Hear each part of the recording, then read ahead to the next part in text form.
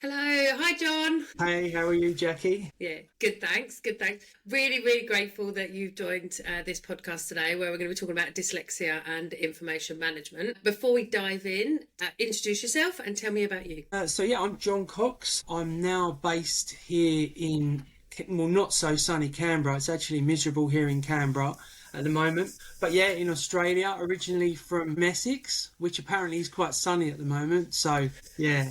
Miss it when it's like this. It's the opposite, you know. So yeah, I work in information and records management. I'm not a practitioner per se. I work for a company called Datacom IT. We work in the GLAM sector, so we do a lot of preservation, digitisation, digital preservation, really interesting work, a lot of historic stuff for cultural institutions. But my background is very varied. So I started doing e-discovery back in when I first come to Australia. I've sold software, always in a sales role. But yeah, really love working in this space, mainly for government here in Canberra because it's a government town. And it also segues with my interests. So I love history and I love sport, culture, music. So working in and around archives, I get to see lots of fascinating, interesting things. Yeah, I've got that lucky thing where my job intersects with my passions. Beautiful, and that's what everyone wants, and they aspire to have that, don't they? What sports do you play? So I'm originally football, being from England. I was big, they call it soccer out here. It drives me up the wall. Football. I'm a Liverpool fan, which like speaks to my age. Everyone from where I'm from in Essex was a Spurs or West Ham fan, but I was a Liverpool fan and still am, and we won the league this year, so I'm very happy. But Yay. mainly where I live in Canberra, there's lots of lakes and rivers, so I spend most of my spare time on the lake, on the river, paddleboarding, kayaking with my children, with my wife, my family. So yeah, it's a lovely lifestyle out in Australia. If you like the great outdoors, I can't speak highly enough of it. It's a beautiful country. Yeah, I love the great outdoors, all the things that I like to do on the water, kayaking. Although I'm not great at paddleboarding, can't stand up, but kayaking is definitely one of it's a real skill in itself, isn't it? Yeah, it's good fun. It's really good fun. I got into it and I just got the bug. It's beautiful. Lovely way to see Canberra, you know. Yeah, it's a great hobby. Yeah, is that the lake in the middle before Parliament? You've got the Yeah. Parliament face in front. There's the lake there. So yeah, I kind of visited there. So lovely. Yeah, I'm more of a swimmer myself. But thank you for that. I can't get over that you've still got your Essex accent, so I'm having to remember right now that you're in Australia and I'm in the UK. But I feel because we're so close together, but yet so far. Yes, yeah, and it get because your accent, mine will get stronger. So yeah, if I'm talking to an Australian person, it softens down, but as soon as I'm back home, it goes up to 11 again. Yeah. It's very clear. I think a couple of people have said, "Oh, you're from Essex." And I'm like, "Yes, I am. How do you know that?" So it's that Essex twang, isn't it? But yeah. Beautiful. That's not what we're here to talk to today about. So, John, we kind of connected on LinkedIn, and one of the big things that you sort of reached out to me was that I was very open about my dyslexia. Now that kind of got us to talking, and I've also had some other people who follow me on LinkedIn say the same thing, that I'm very proud to be dyslexic, and I think that's a really good thing. So I'm really grateful you're joining me today to talk about one of our, as people would say, weaknesses, but I find them superpowers. Can you share your experience with dyslexia and how it's kind of impacted your career in information management? So it would have started at school, you know. I'm a talker, so my written skills were terrible. So I'd be, you know, hand up, I know the answer. But then when it would come to the test, if they could read the answers, you know, then you know, my handwriting's shocking. And I read a lot slower, and so I always did okay at school, but I was sort of hamstrung by my written and my reading skills. And then when I did my exams, but I didn't do great in my exam. So in my mocks, I did really well, where it was multiple choice. But with the coursework and stuff, it was shocking. Someone suggested that I get tested for dyslexia. So I'm 48. At the time, it wasn't a thing per se. You didn't hear about it as much. So I got tested, and sure enough, yeah, I'm dyslexic. And when they explained it to me, the guy explained it, said it's a short-term memory thing. So he said, instead of remembering like numbers, you're probably remembering patterns. So he said in like 1, 2, 3, 4, 5, that's remembering 5 things. But if you remember all 34 and 5, that's only remembering 3 things. So you've got to find little ways of managing that short-term memory. Over time, that's sort of what I've done. I've learned that, you know, storytelling is a good one for me, rhyme and rhythm, music. And then as I've learned more about the world and society, I've learned actually that's what human beings have always done. You know, things like the Rig Veda and the Homeric text, they were oral texts, and they were sung or recited or performed and remained actually quite accurate and consistent for thousands of years before they were ever written down. And then you find out that a lot of very successful people are dyslexic, and that's exactly how they do it. It's through episodic memory, using pattern recognition and often story and narrative to remember things. So my wife drives her up the wall. I don't remember to turn the dishwasher on, but I remember the minorest plot point in a film we've seen. I'll be, oh, he's about to do so-and-so. I remember that. And she's like, that's like, what? It drives her crazy. But yeah, that's it. That's sort of how it goes for me. Yeah, and I think a lot of other people with dyslexia would have had that same experience. Yeah, definitely. And I think I've had the same thing. So certainly on storytelling, it's much easier for storytelling. I wasn't actually picked up until I was 21 years old at university. Yeah, wow. So I was known as the problem child at school, you know, because I was disruptive, because I had no attention span. I've definitely got ADHD. Diagnosed, but I've definitely got some ADHD. And they kind of go hand in hand with dyslexia anyway. And yeah, they were just like, oh, she's stupid. Those types of things that you get tarred brushes with. And I think that has had kind of an impact in my professional career. So when we were talking just before, weren't we, that I really resonated with you because you said you didn't disclose you were dyslexic until you got the job. Now, in one of my careers, I disclosed it on the medical health form, but it then didn't come through to the employer. And that was kind of in a role where it was very heavily written in the NHS, had to read things, had to have that sort of like attention to details. I really kind of did at that point struggle, but then you've got kind of the other things that help us to achieve the written things. So what's some of the biggest challenges that you faced and how did you overcome them? Well, it's ironic. So I work mainly on government and I do a lot of big tenders. So, you know, there might be 5 or 6 big documents, terms and conditions, contracts, P&Ls, and ironically, like, I've ended up where I got into sales because I thought, oh well, I'll just be talking and getting to know people and it won't be so much of the written. And yeah, now I'd say probably 3/4 of my time is responding to tenders. So I've had to learn a heap of things and tricks and tools and ways around that. And for me, it's about just taking my time. And I listen to everything. So if I get a PDF document, I'll get it converted into Word and I'll listen to it. And anything I write, rather than proofreading's pointless. Yep. I don't spot my own mistakes, but I hear them perfectly. So that's been a super cheat for me, has been the listening, the audio. So I'm a big fan of audiobooks and things like that. So yeah, things like spell check, reminders. I have to be very process driven. So I make lots of notes. I make sure I prepare, I take my time, and I try and I have to allocate time when it's quiet to do those particular tasks. So yeah, it has to be, when I'm writing from scratch, it's it's like an iterative process. So I'll do draft, then I'll listen, then another draft, then listen. And the similar thing with reading. I can read a page and then I get to the end and I realise I haven't absorbed any of it, and I just go back to the beginning. When I listen to it, it all goes in. So that's been a game changer for me. But yeah, hasn't always been that way. No, it hasn't always been that way. And obviously I've learned, and probably you have, over age, you learn more about yourself, about strengths, and you know, adaptations to it.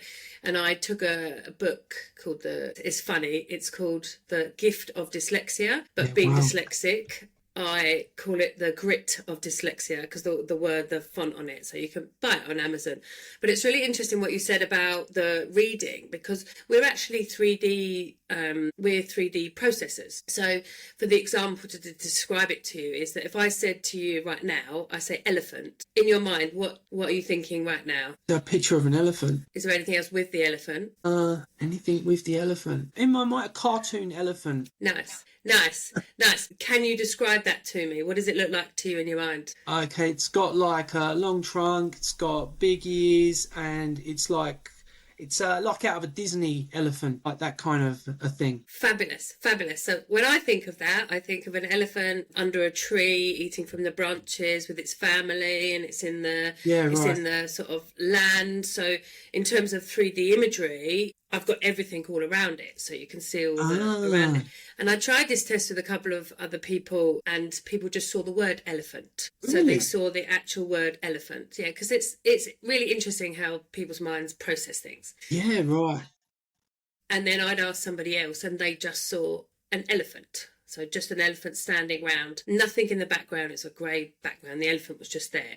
And one of the things that you'd said, which is why I refer to this, is that when we read text, so text isn't a 3D image, it's a flat-facing image. So in this book, it actually helps you to correct, it's called dyslexia correction, that you get some Play-Doh and you respell words in Play-Doh or some form of clay, and you respell words in 3D images. So you like pick it up, turn it round, and it actually helps improve your handwriting, but also your spelling and your processing, because you've created a 3D image in your mind. So this is currently what we're doing at home with my daughter, because she's also dyslexic as well. Yeah, that's lovely. And I think it's really interesting that when you said you read things, you don't remember it. And that is why we don't remember it, because it's just flat text. And there's also something in there as well that it says, you say to a dyslexic, well, read it again, because you actually think it's going to go back in. I don't know if you have the same experience, but when you read it again, you just think, I'm going to go back and try and read it again, but you still don't process what you've read again. So it's absolutely pointless. Yeah. So how has dyslexia influenced your decisions to work in records and information management? So when I worked in data acquisition when I first started. So I went travelling. I didn't go to university. So that was, I guess, the biggest influence in my career is when they diagnosed me, they said, look, you could go to university, but you'd need extra help, and various situations in my life. I just went travelling, and I worked in clubs, and I worked on boats and did lots of fun, exciting things. So when I came back to the UK, I realised probably sales was going to be the easy thing for me, because I just assumed I wouldn't need to do as much reading or writing. And I ended up, long story short, I ended up in Australia working for the DX here, which led to a job doing e-discovery in Canberra. And e-discovery, a lot of it involves records management fundamentals. It's all the same processes, it's chain of custody, providence, things like taxonomy, the structure, life cycle management, all of these things. And it all made sense to me. I understand processes. I was able to sort of see it in my mind. And it just made sense to me. So it was one of these things where sort of opportunity met a situation, that I had a sort of proclivity to do these things. So I started doing a lot of digitisation work for the federal government. We did ACT bushfires matter in 2009. And trying to sell in Australia. So the Australian government isn't like the government in England. In England, there's just the government and the council. Here, there's loads of governments. There's your local government, there's the state government, there's the federal government. And then so there's a lot of it. So having to learn all of that stuff. But I got involved in RIMPA through a friend from Objective. So Objective is an EDRMS here in Australia that's widely used by the government. So I started volunteering my time. So I had a bit of a guerrilla approach to marketing. So I would volunteer my time in order to sort of get access. So Thomas from RIMPA would drive me, because I couldn't drive back then, to these planning meetings. And we did a thing called Information Awareness Month. So Information Awareness Month was the librarians, archivists, the knowledge managers, the data managers, all would come together as a consortium, the National Archives, the National Library. So I would be sat in a room with all of the different sort of facets of our industry, and that really made sense to me. It made me realise the role of a record versus data, and then how that's synthesised and then applied as knowledge, and just how that all worked. And it made sense in my mind. And that also worked socially. I connected all of these people together and how they all worked within that record's life cycle, but also into the structure of the Australian government. So I was able to use my social skills, sort of that emotional intelligence that you develop over time. I think as well, my personality is quite opposite to a lot of records people. Records people are very introverted. Yeah, and I'm not. So I'm quite social. So a lot of the people on the committee, they didn't want to do all the stuff. They were good at the processes. They were methodical. I was out talking to all of their customers. I would bring people to the events. I would be happy to speak at the events, and they'd be happy to do all of the logistics and the organising. So it sort of worked. It was a symbiotic relationship, and that taught me a lot. It taught me that you've always got something to offer in a team, and I think I'm very much attracted to people who are opposite to me. So like my wife is the complete opposite to me. I do all the talking. She's the one who's organised and methodical, and I'm the one who's all over the place but talk. But I'm a problem solver and creative, whereas she's the one who actually delivers on those promises, or maybe brings me back down to earth and says, John, that's not going to work, and maybe could you stop talking? I totally relate to that. I'm the same situation. But it's good to have a yin and yang with you. I always say I wouldn't want two jackets in my house because it would just be way too much. Exactly what I say. Yeah, I'm too much for myself. I love that. So you talked earlier about audio tools, so you listen back to it. Do you use any AI tools to help with your work? I've done, yeah. So the company I worked for previously, we did a lot of the election processing. So obviously AI, you have to be very careful about what you put into it and what you don't. With government work as well around security. So I have to be quite careful what I can and what I use it for and what I don't. So, but what I do use it for is prompts. So I might say, give me the structure for a webinar on preservation digitization, and it just gives me the bullet points and a structure to work from. I might write perhaps like in Microsoft 365, it will give me suggestions on how to just restructure a paragraph. Things like that are super helpful. I also like a thesaurus, not repeating yourself in the same sentence. I use if I'm doing webinars, I use a teleprompter. I've got it on my phone, so I can write what I want down and actually have it like a newsreader would. Mm-hmm. So I'm trying to do, it's allowed me to be a bit more ambitious, and it's given me the confidence to be able to do more. So normally I might only do one event a year, but this year I've already done 3, and I've got another 3 that I'm planning. And that's just because of the tools I'm using. So the teleprompter, AI stuff, things like that. It has given me the confidence to try more. And seeing you do it, honestly, seeing all the stuff that you've been doing, it's been a bit of an inspiration and made me realise, you've got to get out there and get amongst it. Yeah, thank you. And I'm the same. So I have this massive brain dump on kind of Word, and then I use it to rewrite. So I didn't have much confidence in blogs or posting on LinkedIn or things like that. And I think I'd always get someone to double check it.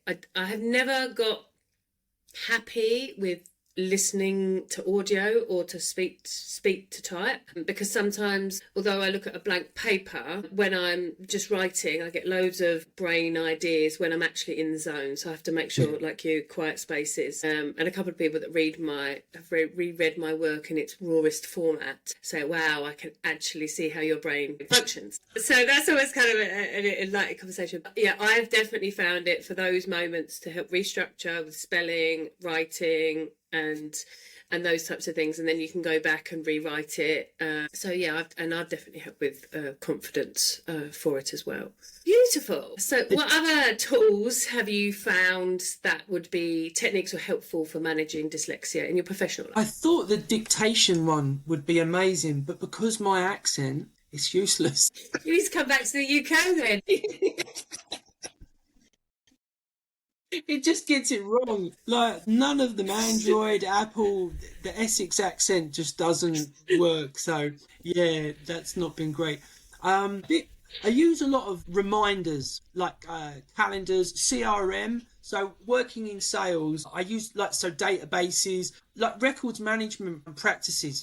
So making sure I like version control, saving things, like I say, having an iterative process. So starting with just a brain dump, refining, synthesizing information, taking it in, just going away, doing something else, coming back to it with fresh eyes. Having second opinions on things helps. Working in part, having a good team around you, people whose opinion you value. That's great. You know, I really like working in a team. Like Teams is great for that. So if I'm doing a tender, we'll put all the tender documents in.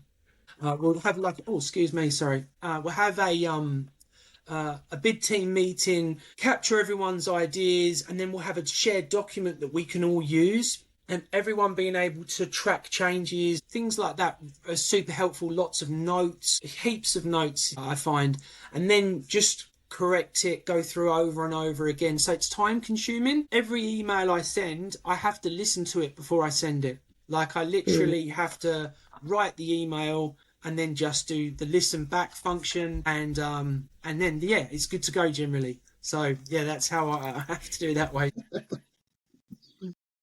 Oh, okay. So you said you're a local ambassador for Rimper.